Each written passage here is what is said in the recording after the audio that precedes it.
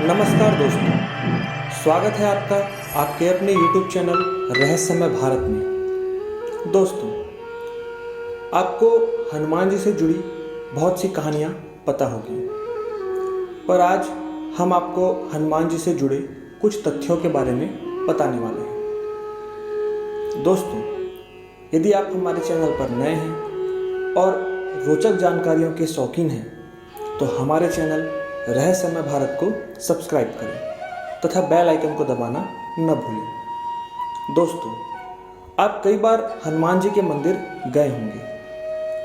वहाँ पर आपको हनुमान जी की लाल मूर्ति दिखी होगी। उस मूर्ति में बंधन चढ़ाया जाता है। पर क्या आप जानते हैं कि क्यों हनुमान जी को बंधन चढ़ाया जाता है? दोस्तों, इसका संबंध भगवान श्री राम और माता सीता से है। एक बार की बात है, माता सीता अपने माथे पर सिंदूर लगा रही थी। उसी समय हनुमान जी ने उन्हें देखा और उनसे पूछा कि माता, आप अपने माथे पर यह सिंदूर क्यों लगा रही हो?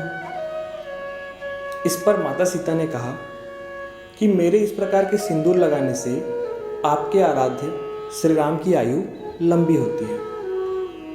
इस पर हनुमान जी ने कहा कि माता, इतने छोटे से सिंदूर लगाने से यदि मेरे प्रभु राम की आयु लंबी होती है, तो मैं तो अपने पूरे शरीर पर सिंदूर लगा लूँगा। इसके बाद उन्होंने सिंदूर लिया और अपने पूरे शरीर पर सिंदूर लगा लिया और इससे उन्हें बहुत प्रसन्नता हुई।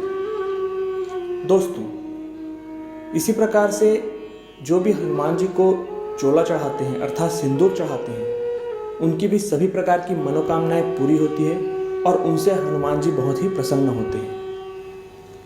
दोस्तों, हनुमान जी से जुड़ी एक अन्य रोचक घटना है कि रामायण के प्रकरण के बाद हनुमान जी ने स्वयं पर्वत पर अपने नाखूनों से रामायण का वर्णन किया।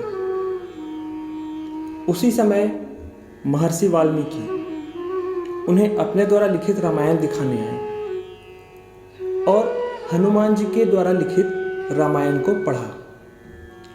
उसे पढ़ने के बाद उन्होंने हनुमान जी से कहा कि प्रभु, आपके द्वारा लिखित इस रामायण को पढ़ने के बाद कोई मेरे द्वारा लिखित रामायण को क्यों पढ़ेगा? क्योंकि आपने इतना सुंदर वर्णन किया है कि मैं तो वैसा कर ही नहीं सकता। इस पर हनुमान जी ने अपने द्वारा लिखित रामायण को नष्ट कर दिया और वाल्मीकि जी से कहा कि आपके द्वारा लिखित रामायण बहुत प्रसिद्ध होगा और जो भी इसे पढ़ेगा उसकी सभी मनोकामनाएं पूर्ण होगी। इस पर वाल्मीकि जी प्रसन्न हुए और उन्होंने कहा कि प्रभु, भविष्य में मैं पुनः जन्म लूँगा और एक नए काव्य की रचना करूँगा। इस नए काव्य में मैं आपका भी विशेष रूप से वर्णन करूँगा। दोस्तों, कहा जाता है कि वाल्मीकि ने ही तुलसीदास के रूप में फिर से जन्म लिया और रामचरितमानस का निर्माण किया।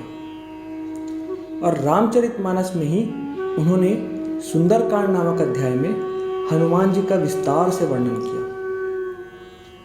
दोस्तों, हनुमान जी की एक अन्य घटना है कि बाल ब्रह्मचारी होने के बाद भी हनुमान जी का एक पुत्र है, मकरध्वज। उनका पुत्र तब उत्पन्न हुआ जब वह माता सीता की खोज के लिए लंका जा रहे थे। लंका जाने के लिए उन्होंने समुद्र के ऊपर से छलांग लगाया। तब उनके शरीर से पसीने की बूंद टपक कर समुद्र में गिर गई। उसे मछली ने ग्रहण किया। उससे उनका एक पुत्र उत्पन्न हुआ। उस पुत्र का नाम मकरध्वज रखा गया। रावण की मृत्यु के बाद हनुमान जी अपने उस पुत्र से मिले और उन्हें बहुत आशीर्वाद दिया और कहा कि सदैव लंका की रक्षा करते रहो। दोस्तों, क्या आप जानते हैं कि हनुमान जी का नाम हनुमान कैसे पड़ा? क्योंकि संस्कृत में हनुमान शब्द का अर्थ होता है विकृत जबड़ा अर्थात टेढ़ा जबड़ा। यह घटना हनुमान जी के बचपन की है, जब उन्होंने सूर्य को आम समझकर उसे खाने का प्रयत्न किया और वह सूर्यदेव की ओर उड़ चले और सूर्य को अपने मुख में खा लिया। इससे संपूर्ण संसार में अंधेरा हो गया। सब देवता आदिगण डर गए और हनुमान जी को मारने चले गए।